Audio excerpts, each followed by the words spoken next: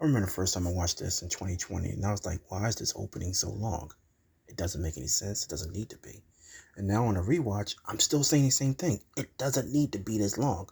It seemed pointless.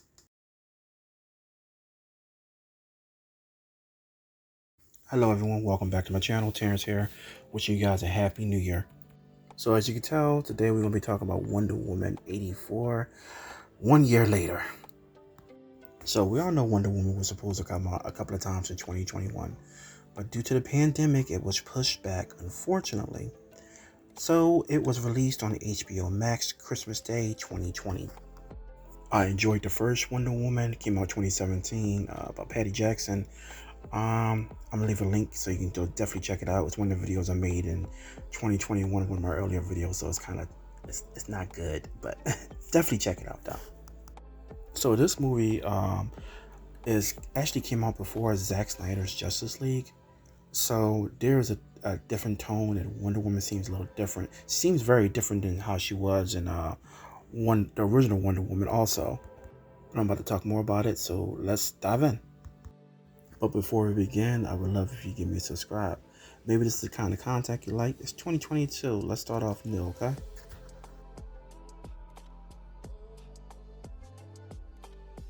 So in the year 1984, Wonder Woman is still in America. She is still fighting crime, but also she is still missing the love of her life, Steve.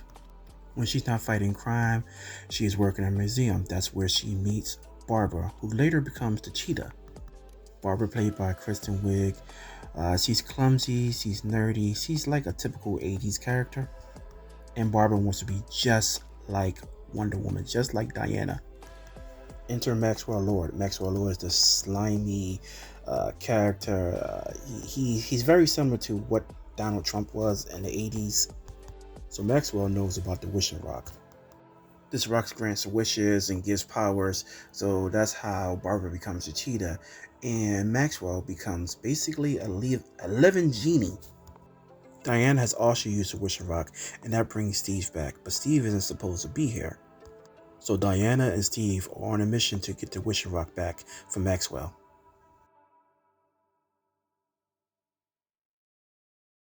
I think visually Patty did a great job. Everything looks like the 80s. The way it's shot looks like the 80s. I said in the first one she kind of did a similar work to Superman, and this one definitely feels like Superman 2. It feels like I'm watching Superman 2, but with Wonder Woman. The thing is, there's a couple of choices inside the film that some people didn't like.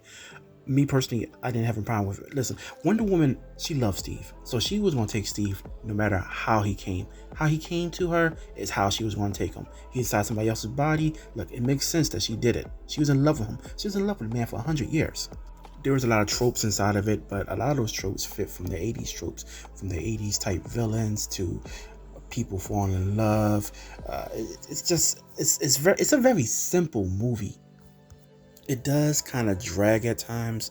It feels like there's really not much going on inside of it, but at the same time, it's not as bad as people say it is. You know, this is my second viewing of watching it. I watched it originally on Christmas Day 2020, and I watched it 2021. I feel that Patty did a okay job, and she did good.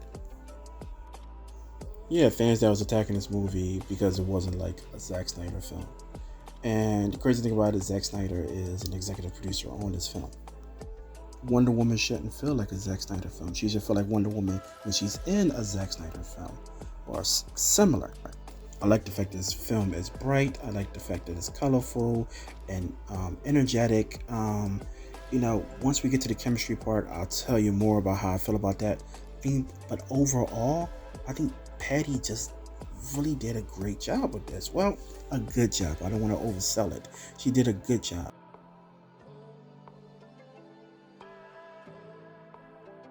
I thought the acting was good in this.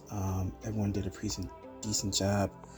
Um, a lot of the actors, the characters, say like Steve, Cheetah, Maxwell, they were a little bit more charismatic than Wonder Woman, than Gal. Gail is good when she does her thing. It's just, I don't know. Sometimes she just comes across unbelievable. I feel like we got more than a few times of the Kal-El no inside this from her. Chris Pine as Steve Trevor, awesome. Again, Kristen Wiig as Cheetah, awesome. Maxwell Lord, the actor, name escapes me at the moment, but he's an awesome job. It's just that I just wish that Gail, I just wish that she kind of was a little bit more, emote more, had a little bit more charisma, and she's kind of like that in all the movies.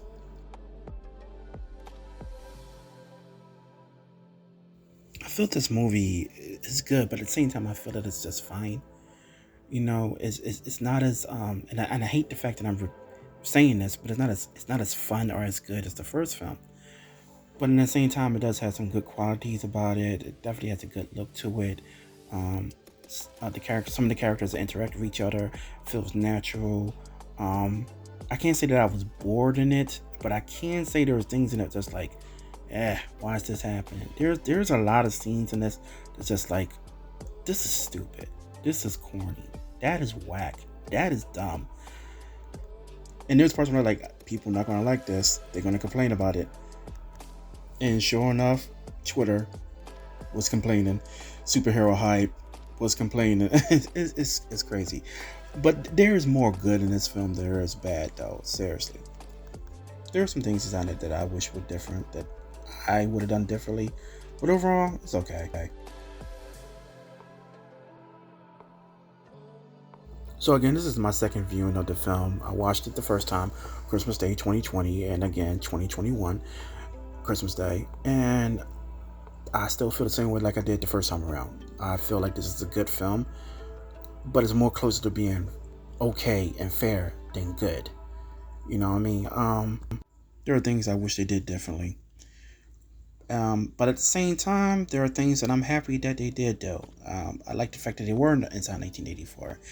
I like the fact that they introduced a lot of her stuff like the visible plane and the stuff that she can do with her whip. And, you know, again, I love the fact that she's in love with Steve. You know, it's been 100 years. And she still loves that guy.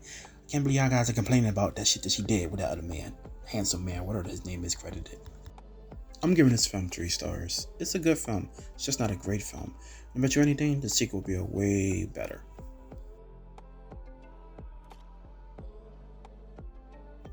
Hey, I hope you guys enjoyed this video. Yes, I've been using my Bitmojis a little bit more than actually doing videos. There's a reason for that. I'll talk about it later.